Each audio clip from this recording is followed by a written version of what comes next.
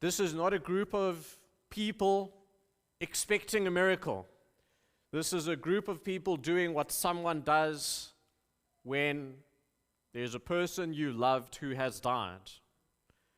They're finishing what Friday began. This would have been the cultural norm to take these spices to put on the body. And I can just imagine the quiet of their walk. They're walking not triumphantly.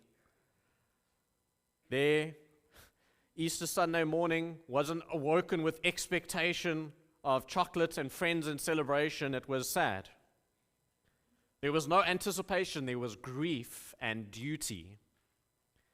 They're carrying spices, not hope. And verse 2, they found the stone rolled away from the tomb. Now, this is not good news yet. This is unsettling because now something is wrong. And so Luke says in verse 3 to 4, they did not find the body of the Lord Jesus, and he says they were perplexed. The word perplexed has the idea of being at a loss. It's disoriented, unable to make sense of what's in front of you. So they're looking at something that's undeniable, but they have no idea what it means. And it's the first kind of tension in the passage if you don't read it too fast. They're standing in front of reality, but they cannot interpret it. Okay, the tomb is empty, the stone is moved, the body is gone, but none of that information by itself produces faith in them. It produces confusion. But then two men appear.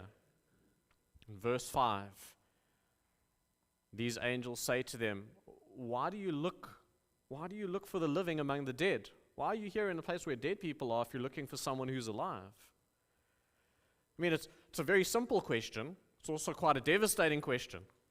Why do you go to a grave to look for a living person? And yet, that's exactly what they're doing. But notice very carefully, they're not foolish, they're faithful. They came because they loved Jesus. They came because they were devoted. They came to do what makes sense given what they believed. And so the angels continue in verse 6. Remember what he told you. That's the turning point. Not look harder, not gather more evidence, but remember. They had heard his words. They had been told suffering, death, and rising. But those words had not shaped how they were interpreting this moment.